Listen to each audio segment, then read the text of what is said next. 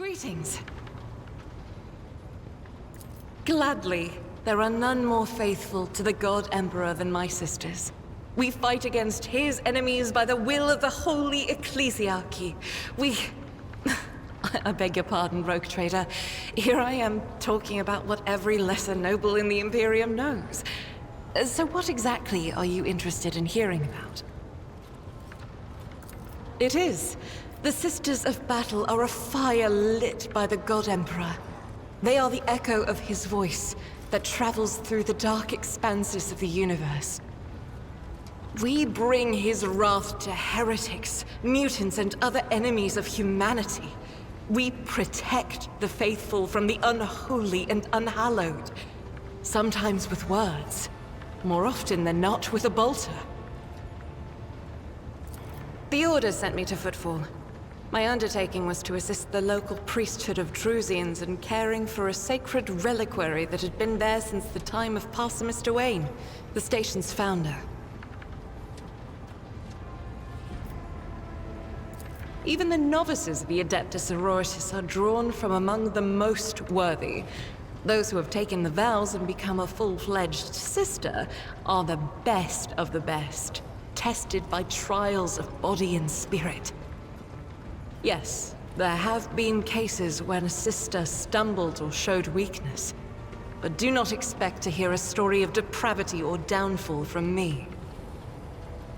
Each such occurrence is a great tragedy for us all. Light cannot bear the smallest speck of darkness within. And thus those who have trespassed or shown weakness of spirit are given a chance at redemption. They are called Sisters Repentia, and may the enemy tremble before her, for nothing can stop a sister of battle who yearns to be cleansed of fault and weakness. Wearing nothing but robes, no armor, eviscerator in hand, those sisters who have once faltered find repentance on the battlefield.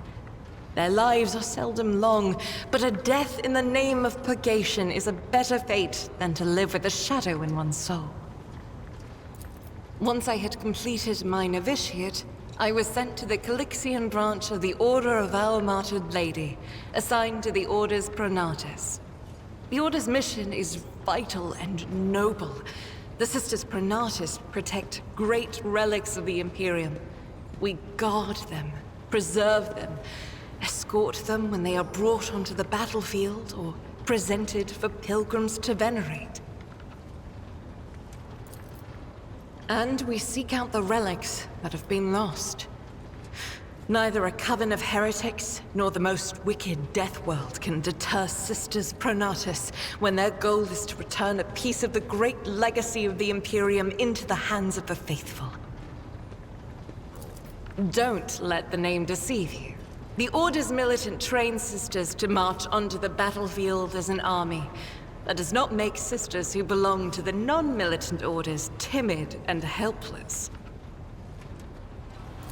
Both the solace-bringing Sisters Hospitaller and the enlightened Sisters Dialogus know how to greet enemies of humanity. Their dialogue with heretics is usually quite short, with the last word being a bolter discharge. And my order has all the more reason to be known for the martial prowess of its sisters. We are the keepers of the Imperium's relics. What would become of our blessed hero's legacy if the Sisters Pronatus could not protect it? None that I'm aware of, but the Sisterhood's orders are many, and can operate independently of one another, sending their sisters wherever their presence is needed as deemed by the Ecclesiarchy. Perhaps somewhere in the Lord Inquisitor's retinue, may his path be blessed, my sisters perform their duty as we speak. I wish it were so. Even a single evening spent in joint prayer and training would bring me joy. Should any more arise, keeping them to yourself would be imprudent. It is a virtue to take an interest in holiness. About me?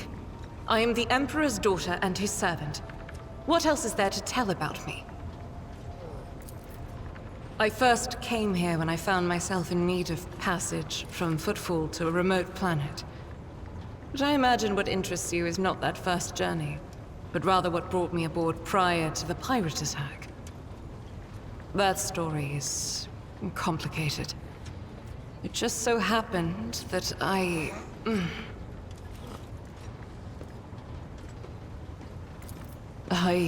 made a mistake.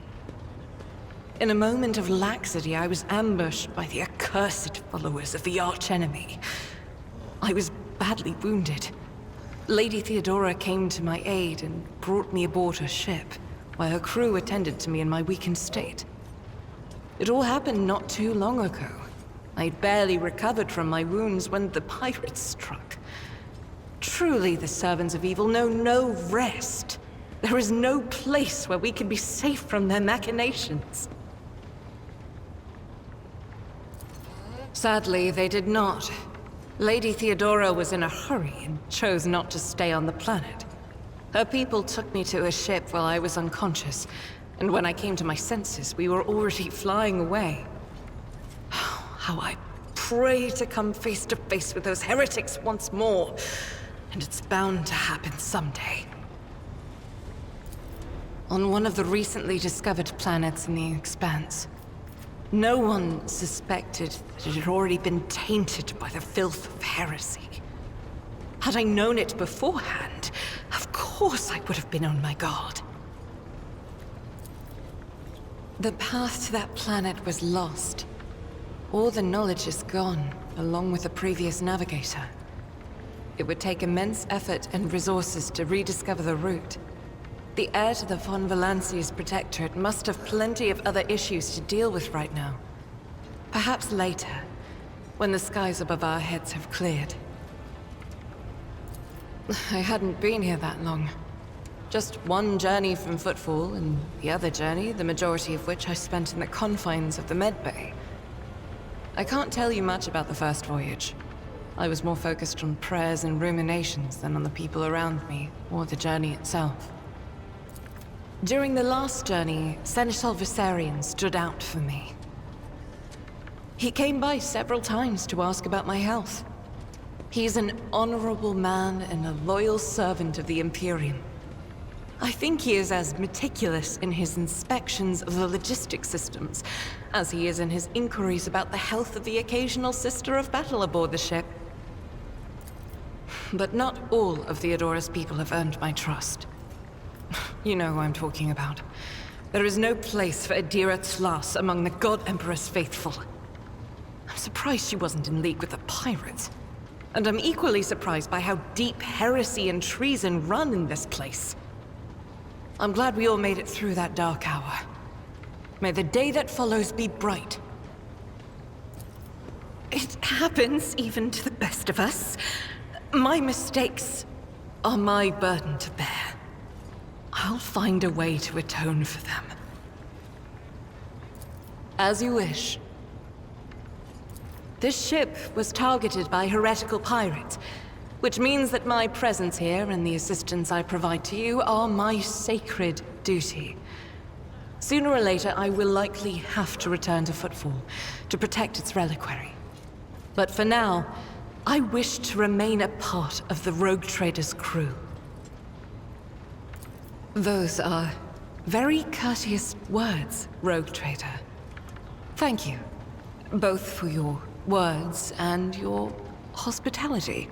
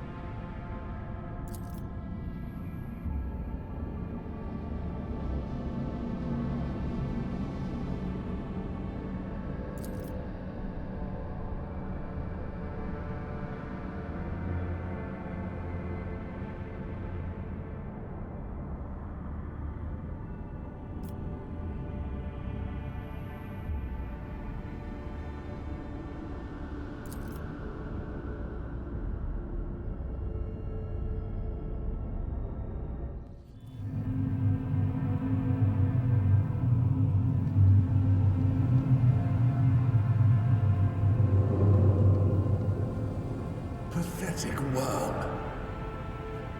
You dare to argue with your master? It was not you whom I swore to serve within these walls. My lips are sealed. Confess. What was the old man's last command? What are you planning? Give up, Keeper. You have lost this battle. Again. We're getting nowhere with these ones, sir. Permission to execute them.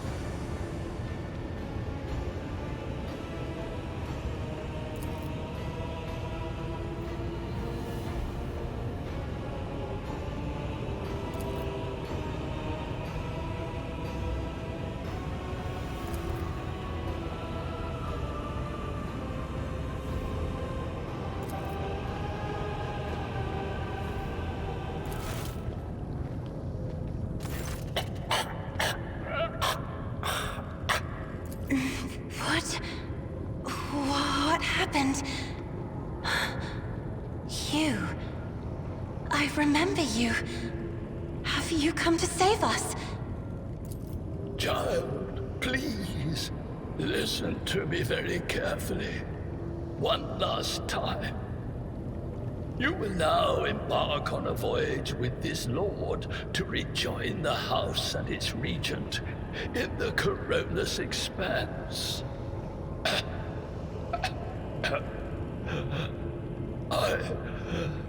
I will not be able to accompany you on this journey.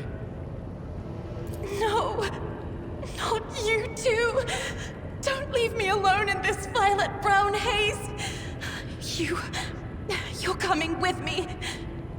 Your mistress is giving you an order. Do you hear me?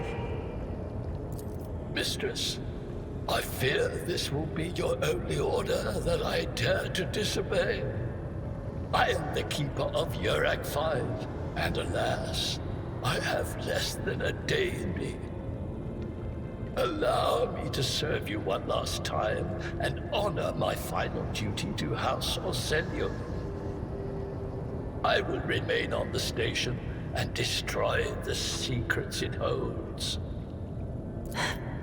Oh, Theobald. What need have I for your regrets?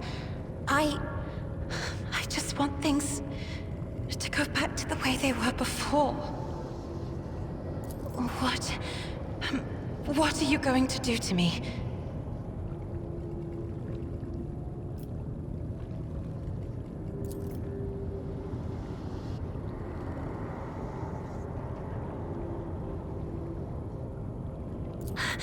I beg your pardon, but what about my servants? Yurak 5 is still full of people loyal to House Orselio.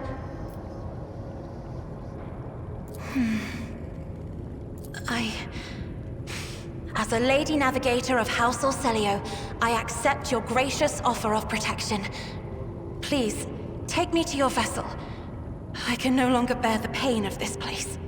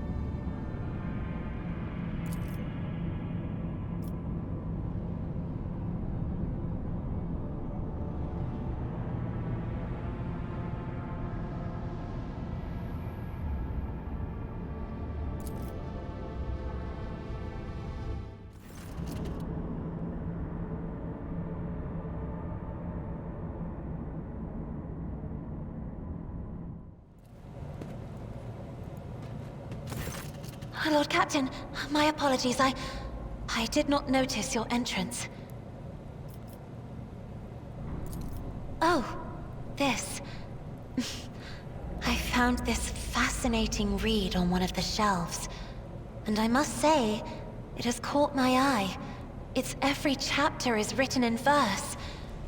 I find it so beautiful and enrapturing. Urak 5 had a vast archive of its own, of course. Although most of the works within had to do with scholarly disciplines of some sort or another. Only in my sparse moments of respite was I allowed to escape into the pages of more embellished works. One should not underestimate the navigators of House Orselio, Lord Captain. Like a shawl of pale smoke, a faint malaise hangs upon my shoulders, but it will not be the slightest hindrance to my duty to humanity, and my duty to you. No, it is not that at all, Lord Captain. It is just that Uwe is quite capable of carrying out his duties by himself. He is well accustomed to my whims and preferences.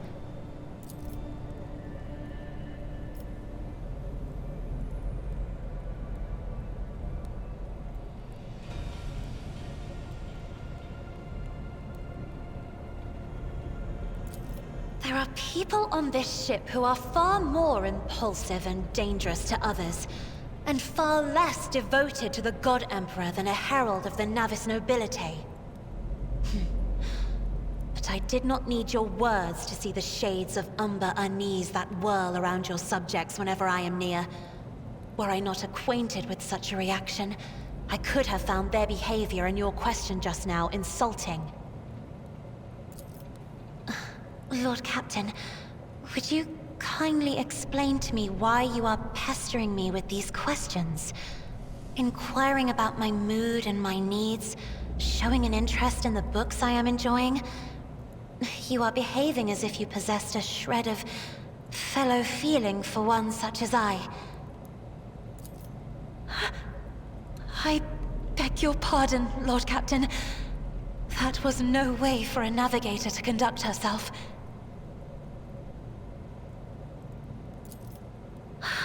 Please forgive me. I cannot even understand myself right now. Your words and attention have reminded me of life on the station, of Theobald and Felek. I do not understand. They were merely the keepers of Urak 5. So why do memories of those two make me feel a strange heaviness here? At the same time, I find myself overwhelmed with new excitement and anticipation. At last, I have set foot outside my familiar walls, and into a world that I have only seen before in the pages of books. Your ship alone is a treasure trove of remarkable artifacts and curiosities. And just imagine the things that await beyond, but my delight must seem childish to you, surely. In your heart, you must be finding all this quite amusing. Indeed. I did not know. That is to say, I could not have known, as it is the first time we are speaking in a circumstance so private. My word, when I found this place, it was so full of officers. Why did they all leave?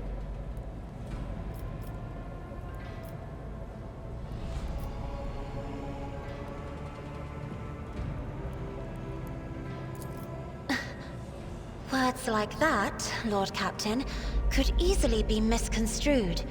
You should familiarize yourself with some of the works in your library to learn the appropriate manner of conversing with a lady.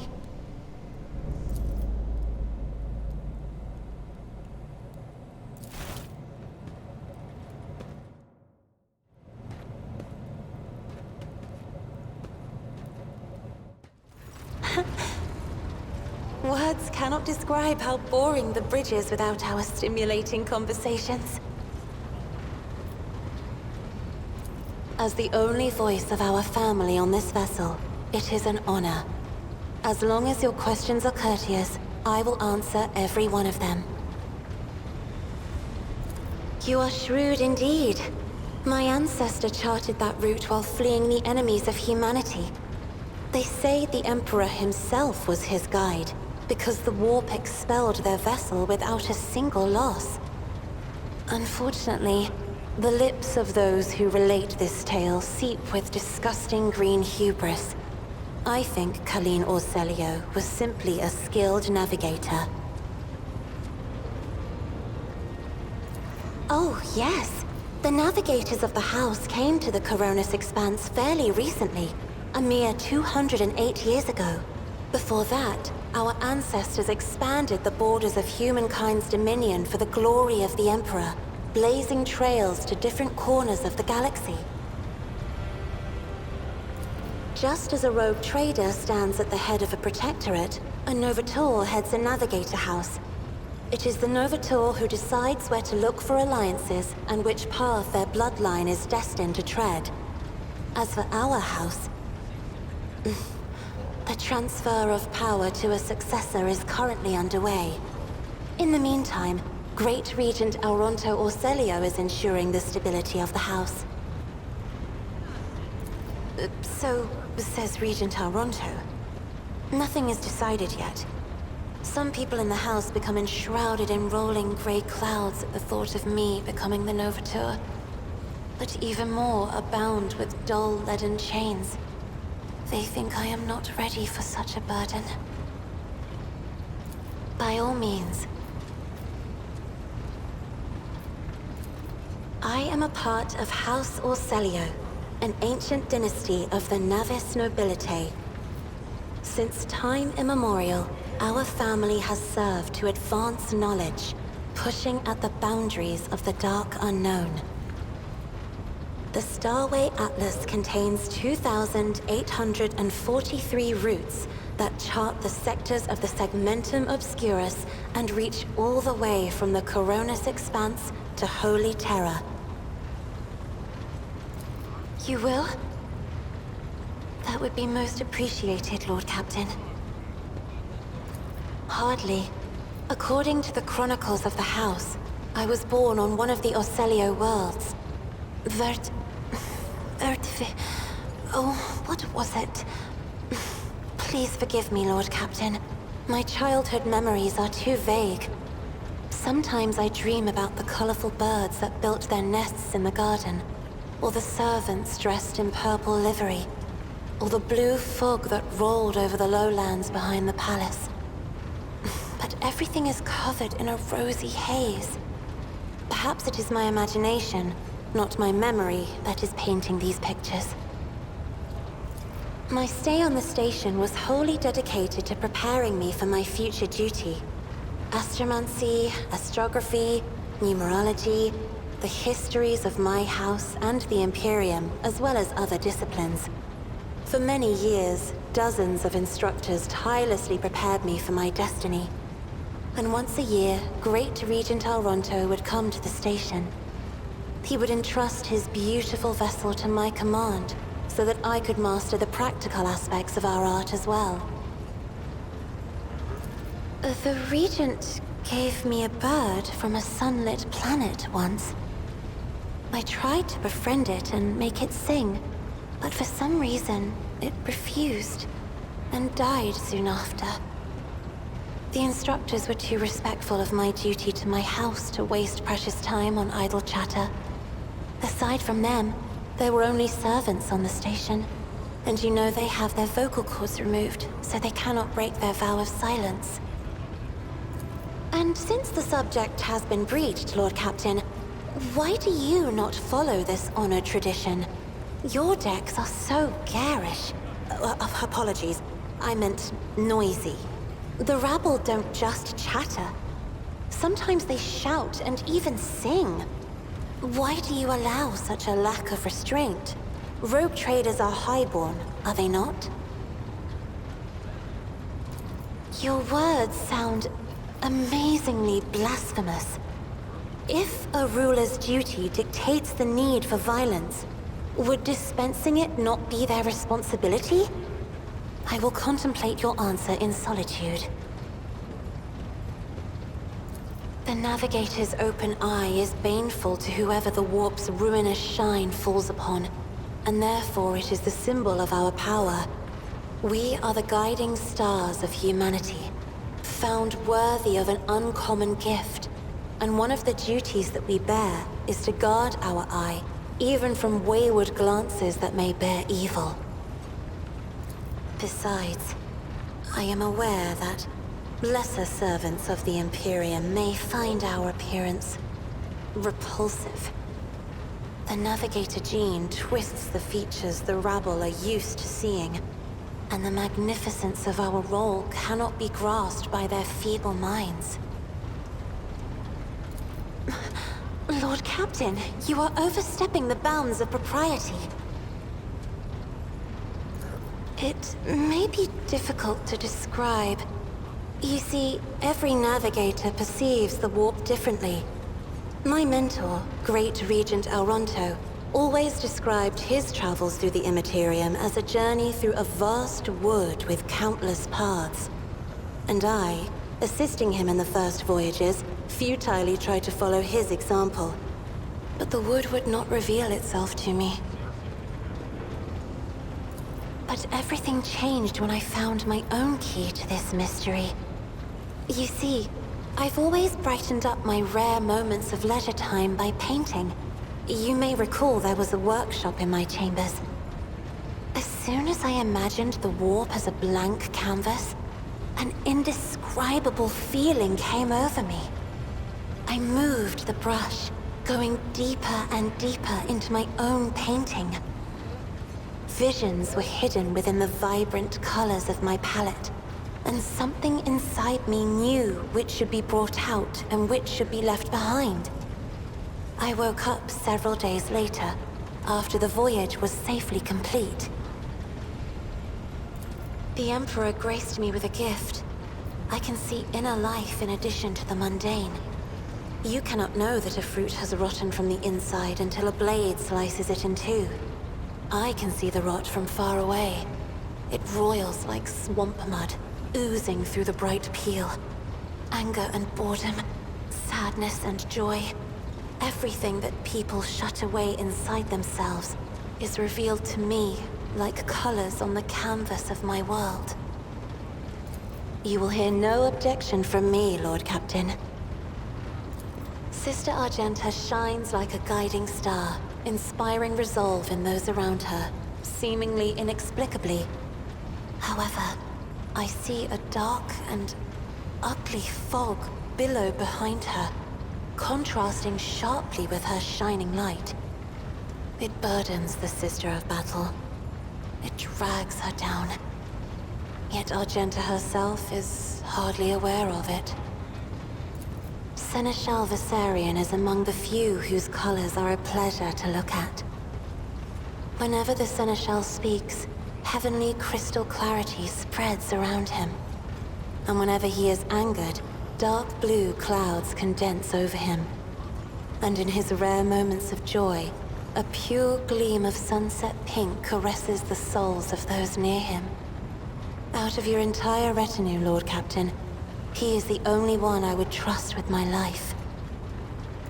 Idira's emotions are like a maelstrom, bright, unbridled, enveloping her form like a wondrous kaleidoscope of colors.